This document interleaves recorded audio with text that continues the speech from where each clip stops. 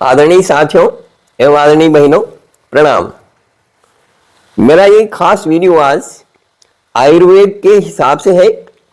आयुर्वेद में अधिकांश बीमारियों का जनक 3 चीजों को माना गया है: कफ, पित्त और वायु।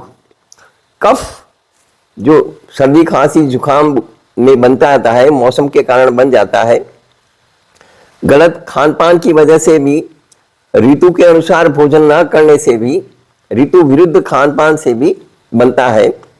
और भी बहुत सारे कारण हैं जिन कारणों के बारे में हम कई चीजों की कई बार चर्चा कर चुके।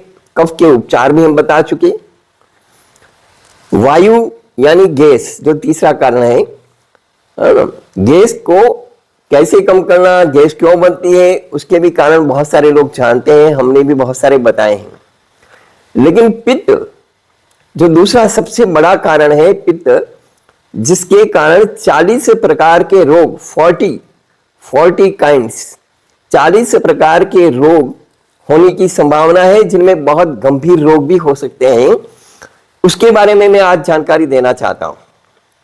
लेकिन मैं जानकारी दूं उससे पहले हाथ जोड़ करके आपसे विनम्र प्रार्थना है कि यदि आपने अब तक हमारे चैनल को सब्सक्राइब नहीं किया है तो कृपया सब्सक्राइब कर लें, बेल आइकॉन भी कर लें, क्योंकि ये वीडियोस आपके बहुत काम के हैं। हमने अब तक 665 वीडियोस बनाए हैं और ये 666 वीडियो है जो मैं आपकी सेवा में प्रकाशित कर रहा हूं, अपलोड कर रहा हूं यूट्यूब पर। तो कृपया सब्सक्राइब जरूर करें, क्योंकि मैंने कल ही एक पोस्ट डाली और बताया कि किस प्रकार से हमारे एक ही वीडियो को 49 लाख से ज्यादा लोगों ने देखा, लेकिन उसके कारण सब्सक्राइब केवल 96,000 लोगों ने किया। यदि सारे के सारे लोग सब्सक्राइब करते वीडियो देखते समय ही, तो आज ये आपका चैनल किसी नई ऊंचाई पर पहुंचता और बहुत सारे लोगों को, हजारों लाखों लोगों को लाभ ही लाभ हो सकता था। क्योंकि मैंने कोई भी एक भी वीडियो ऐसा नहीं बनाया है जिसका कोई अर्थ नहीं हो या जिसका कोई उपचार में लाभ नहीं हो। हर वीडियो पूरा लाभ से भरा हुआ है, किसी न किसी प्रकार का लाभ होता ही होता है। हमेशा पॉजिटिव देखिए आप, किसी भी प्रकार का नेगेटिव या साइड इफेक्ट्स मेरे वीडियोस के कारण नहीं है। और बहुत अच्छे रिजल्ट्स आए हैं, बहुत सारे कैंसर के पेशेंट तक ठीक हुए हैं, बहुत सारे किडनी के पेशेंट ठीक हुए हैं, लीवर के पेशेंट ठीक हुए हैं, गंभीर चर्म रोग, अरे बाप रे बाप, आम आदमी तो देख भी नहीं सकता, ऐसे ऐसे चर्म रोग के रोगियों को बिल्कुल रोग मुक्त किया है। इस कारण से इसे सब्सक्राइब कर लीजिए, आपके भी काम आएगा, आपके रिश्तेदारों के भी काम आएगा, और मिलने वालों को भी आप शेयर करेंगे तो अच्छा लगेगा। वीडियो में आगे बढ़ने से पहले मैं आपको बताना चाहता हूं कि पित्त है क्या। पित्त एक ऐसा तरल पदार्थ है जो हमारे लीवर में बनता है, और लीवर से जुड़ा हुआ होता है हमारा गाल ब्लैडर, यानी पित्त की थैली जो लीवर से जुड़ी हुई होती है। इसका रंग, पित्त का रंग नीलापन लिए हुए पीला और स्वाद में कड़वा होता है। इसकी बनावट में कई प्रकार के लवण और 2 प्रकार के रंग शामिल हैं, जैसा मैंने कहा, नीलापन लिए हुए पीला। आयुर्वेद में कफ, पित्त और वायु को ही अधिकांश रोगों की जननी कहा है, और ये तीनों दोष उत्पन्न होते हैं हमारे खान पान व रहन सहन के विकारों के कारण, पथ्यापथ्य के अविवेक से। और इस अविवेक पर यदि तुरंत नियंत्रण न करें तो हालात गंभीर हो सकते हैं। पित्त बढ़ने का कारण क्या, यह समझ लीजिए। पित्त क्यों होता है? पित्त होता है, जैसा मैंने कहा, कि खान पान का अविवेक, चटपटा खाना, नमकीन खाना, मसालेदार, जायकेदार और तीखे खाद्य पदार्थों का ज्यादा से ज्यादा सेवन करना, और उसके अनुरूप पानी नहीं पीना। दूसरा सबसे बड़ा कारण है क्षमता से ज्यादा, जितनी आपकी कैपेसिटी नहीं है उससे ज्यादा मेहनत करना और हमेशा मानसिक तनाव या गुस्से में रहना। बहुत ज्यादा तनाव, बहुत ज्यादा टेंशन और बहुत ज्यादा एग्रेसिव, आक्रामकता, गुस्सा। गुस्से भी कई प्रकार के होते हैं, पॉजिटिव भी होते हैं, कई बार क्रोध पॉजिटिव भी होता है, लेकिन अधिकांशतः लोग जो करते हैं वो गुस्सा नेगेटिव होता है और उसमें हमारे स्नायु तंत्र से बहुत सारे हार्मोन रिलीज होते हैं जो हमारे लिए घाटे का सौदा होता है, खुद के शरीर के लिए घाटे का सौदा होता है। लीवर से एक्स्ट्रा शुगर रिलीज हो जाती है जिससे उसकी डिफिशियंसी हो जाती है और कई रोग पैदा हो जाते हैं। इसी में एक रोग है पित्त। शरीर में पित्त के बढ़ने का तीसरा बड़ा कारण है तिल का तेल, दही, छाछ या खट्टी चीजों का बहुत ज्यादा सेवन। पित्त बढ़ने का चौथा सबसे बड़ा कारण है सही समय पर भोजन ना करना,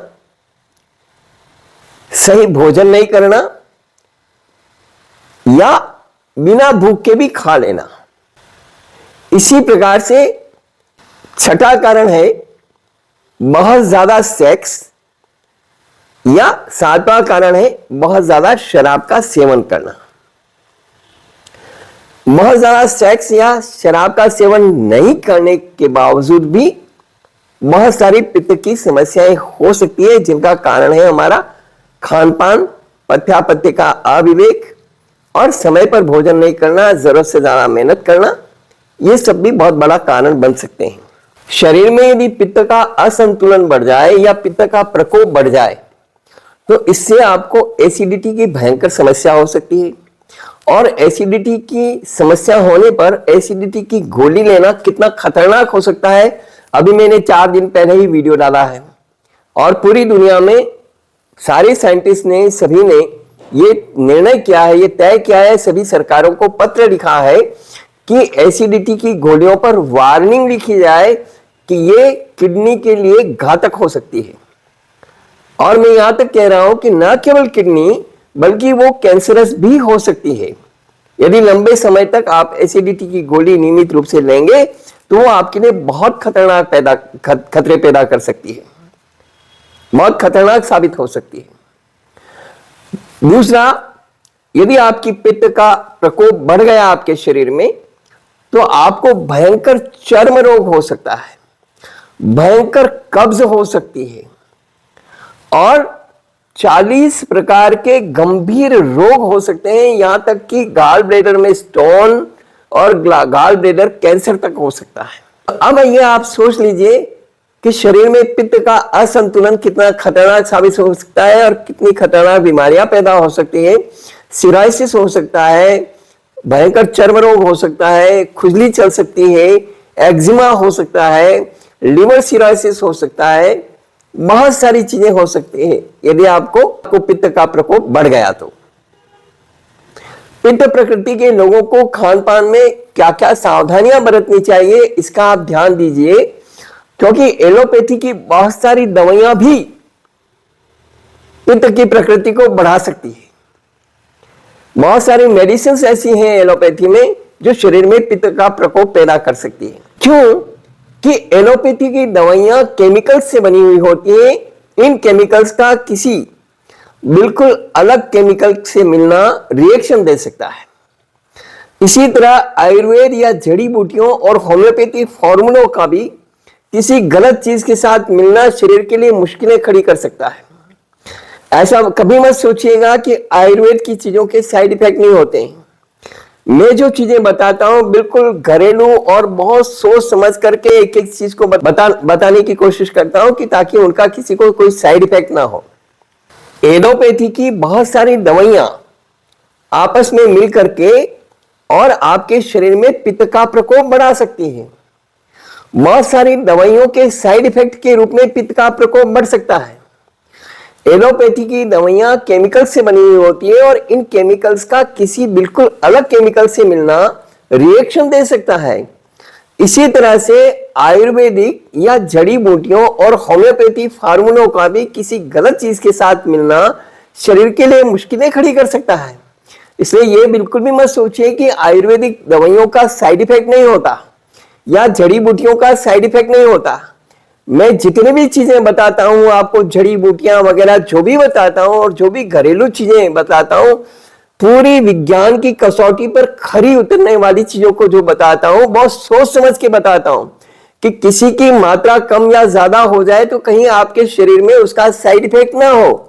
इसलिए जितनी चीजें मैं बताता हूं उनको उसी रूप में उपयोग करिए, जितना मैं बताता हूं उसी तरह से उनका इस्तेमाल करिए। क्योंकि कभी भी आपने यदि अपनी मन मर्जी की, उसमें मन मर्जी चाहे जो चीज मिला दी, मन मर्जी चाहे जो चीज हटा दी, कभी कहेंगे कि भाई लौंग और तुलसी से गर्मी करेगा, ये करेगा। अरे तो एलोपैथी की दवाइयां क्या ठंडक करती है शरीर में? अंदर बर्फ जमाती है क्या? आइसक्रीम जमाती है एलोपैथी की दवाइयां? थोड़ा सोच समझ करके सवालों को खड़ा करिए, सवालों को पूछा करिए, क्योंकि ऐसे सवाल दिमाग में कई तरह के भ्रम पैदा करते हैं, कई तरह की आशंकाएं पैदा करती है जो नई बीमारियां पैदा कर देती है। ये ध्यान रखिएगा। तो किसी भी प्रकार की दवाइयों का सेवन करने से पहले आपको बहुत सोचना चाहिए। बहुत सारी एंटीबायोटिक्स ऐसी होती हैं कि जिनके साइड इफेक्ट्स के रूप में पित्त बढ़ जाता है। मोटापा रोकने, अर्थराइटिस, मानसिक रोग, इम्यूनिटी पावर बढ़ाने वाली दवाओं के साथ ही पेन किलर्स के भी साइड इफेक्ट्स होते हैं। माइग्रेन, मिर्गी, ताकत बढ़ाने वाली दवा के साइड इफेक्ट्स के रूप में कई बार लोगों को घबराहट और हार्ट बीट बढ़ने जैसी चीजें बनती है। और ये सब चीजें पित्त को बढ़ाने वाली बन सकती है, क्योंकि उससे तनाव बढ़ता है, टेंशन बढ़ता है। तनाव पित्त बढ़ने का एक बहुत बड़ा कारण है। बहुत ज्यादा तनाव में, बहुत ज्यादा चिंता में रहने वाला इंसान का पित्त बढ़ जाता है, उसकी कब्ज भी बढ़ जाती है। तो इसलिए टेंशन में बहुत ज्यादा मत रहिए, खूब खुश रहिए, हंसिए, हंसाइए। ईश्वर ने हमें जो पल दिए हैं उनका आनंद लीजिए, जीवन को उन्नत बनाइए।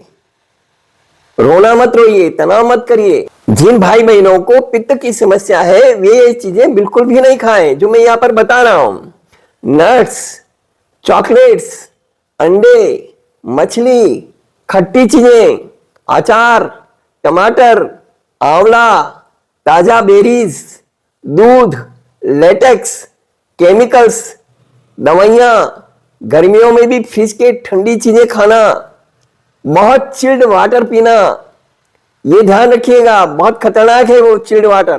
कोल्ड ड्रिंक्स का बहुत ज्यादा सेवन करना, fast food, junk food, pizza, burger जो फैट बढ़ाते हैं, जिनमें बहुत ज्यादा कैलोरी होती है, जिनमें बहुत ज्यादा वसा होता है, और वसा के साथ साथ जिसमें बहुत ज्यादा साल्ट भी होता है, जो आपके हार्ट के लिए, कार्डियक अरेस्ट के लिए खतरा पैदा कर सकता है। पित्त तो बढ़ेगा ही बढ़ेगा उससे। जिन लोगों को पित्त की समस्या है या पित्त के कारण चर्म रोग हो गया है, ऐसे लोग ज्वार, बाजरा बिल्कुल भी बंद करें, चावल कम करें, मच्छर और कीड़े काटने से सावधान रहें, कुत्ते, बिल्ली और दूसरे पालतू जानवरों से भी दूर रहें, बच के रहें, दूरी बना करके रखें उनसे। दूध या दूध की बनी किसी भी चीज के साथ दही, नमक, इमली, खरबूजा, बेल, नारियल, मूली, तोरई, तिल, तेल, कुल्थी, सत्तू और खटाई नहीं खानी चाहिए, अन्यथा शरीर में पित्त बढ़ सकता है और पित्ताशय में पथरी और खुजली की समस्या हो सकती है। दही के साथ खरबूजा, पनीर, दूध और खीर नहीं खानी चाहिए। ठंडा पानी पीने के साथ, पहले या बाद में, ठंडा पानी पीने के साथ साथ में खरबूजा, अमरूद, ककड़ी, खीरा, जामुन, मूंगफली कभी नहीं खानी चाहिए। घी और तेल की कोई भी चीज नहीं खानी चाहिए उस समय में जब आप ठंडा पानी पी रहे हैं। ठंडा पानी अलबत्ता तो ठंडा पानी पीना ही नहीं चाहिए, फ्रिज का पानी बिल्कुल भी नहीं पीना चाहिए, लेकिन यदि आप ठंडा पानी पी रहे हैं मटकी का भी, तो उसके साथ में ये चीजें नहीं खानी चाहिए। शहद के साथ में मूली, अंगूर, गर्म खाद्य या गर्म जल कभी नहीं लेना चाहिए। यदि आप शहद ले रहे हैं तो उसके साथ में ये चीजें नहीं लेनी चाहिए। मूली, अंगूर, गर्म खाद्य, गर्म जल कभी भी नहीं लेना चाहिए। इसी तरह से खीर के साथ में सत्तू, शराब, खटाई, खिचड़ी, कटहल ये सब कभी नहीं खाना चाहिए। घी के साथ में भूल कर भी शहद कभी नहीं खाना चाहिए, क्योंकि वो तुरंत जहर का काम करेगा। तरबूज के साथ पुदीना या ठंडा पानी कभी नहीं पीना चाहिए। चावल के साथ में सिरका कभी नहीं लेना चाहिए। चाय के साथ में ककड़ी या खीरा ककड़ी नहीं खानी चाहिए। मूली के साथ में भिंडी, करेला ये कभी नहीं खाना चाहिए। आम रस के साथ में दही, रायता ये कभी नहीं खाना चाहिए। इससे भी पित्त बढ़ता है शरीर में। असर भले थोड़ा धीरे धीरे हो, लेकिन जिस दिन फंसते हैं ना, उस दिन फिर नानी याद आती है। अभी तो कह देंगे कि साहब हमारे तो दही में आम का वो बनाते हैं, लेकिन धीरे धीरे उसमें पित्त की प्रकृति बढ़ती है। बीड़ी, सिगरेट, शराब, बियर, खैनी, चाय, कॉफी, भांग, गांजा या अन्य किसी भी दूसरे नशीले पदार्थों का सेवन बिल्कुल भी नहीं करना चाहिए। जिनकी पित्त की प्रकृति है उनको वैसे भी नहीं करना चाहिए नशे का सेवन। आम आदमी को भी नहीं करना चाहिए इन सब चीजों का सेवन। तंबाकू तो सुअर भी नहीं खाता। गंदी से गंदी चीजें खाने वाला सुअर भी तंबाकू नहीं खाता है, और ये इंसानी जानवर खाता है। कितने आश्चर्य की बात है, कितनी विडंबना की बात है। और फिर लोग कैंसर के शिकार होते हैं, तब रोते हुए आते हैं, मेरे मुंह में ये हो गया, गले में ये हो गया, छाती में ये हो गया। आप में से कोई सेवन करता हो, उसको बुरा लगे तो मुझे माफ करिएगा, लेकिन सत्य तो सत्य है, मुझे कहना ही पड़ेगा, क्योंकि मैं आप लोगों का जीवन बचाना चाहता हूं। आप माने तो लाख, न माने तो 1.25 लाख, जैसी आपकी मर्जी। शरीर की शुद्धता का ख्याल रखें। पित्त रोग हो जाने पर समय पर सोना, समय पर उठना, रोज नहाना और धूप की सीधी किरणों के संपर्क से दूर रहना अत्यावश्यक होता है, ये ध्यान रखिएगा। भोजन में अचार, नींबू, नमक, मिर्च, टमाटर, तेलीय वस्तुएं आदि चीजों का सेवन बिल्कुल बंद कर दें तुरंत। अगर खाना पचने में परेशानी रहती है या पेट में गैस जमा होती है तो उसका उपचार तुरंत करना चाहिए, और जब यह परेशानी ठीक हो जाए तब कुछ दिनों तक हल्का भोजन ही करना चाहिए। खराब पाचन तंत्र वाले व्यक्ति को पित्त रोग होने की अधिक संभावनाएं होती है, इसलिए अपने पाचन तंत्र को अच्छा रखिए। जिन लोगों को बहुत ज्यादा पित्त की परेशानी है, वे लोग 1 चम्मच देशी गाय के घी में आधा चम्मच काली मिर्च का पाउडर मिला करके सवेरे सवेरे खाली पेट लेने का अभ्यास करें। इस वीडियो में इतना ही। यदि ये वीडियो अच्छा लगा हो तो इसे ज्यादा से ज्यादा लाइक करें, शेयर करें, और यदि आपने अब तक भी सब्सक्राइब नहीं किया हो तो मेरी विनम्र प्रार्थना है कि इस चैनल को सब्सक्राइब करें, ताकि आपको और भी नए नए वीडियोस जानने को मिले, देखने को मिले, समझने को मिले, और आप रोग मुक्त होकर के जीवन जी सकें। धन्यवाद।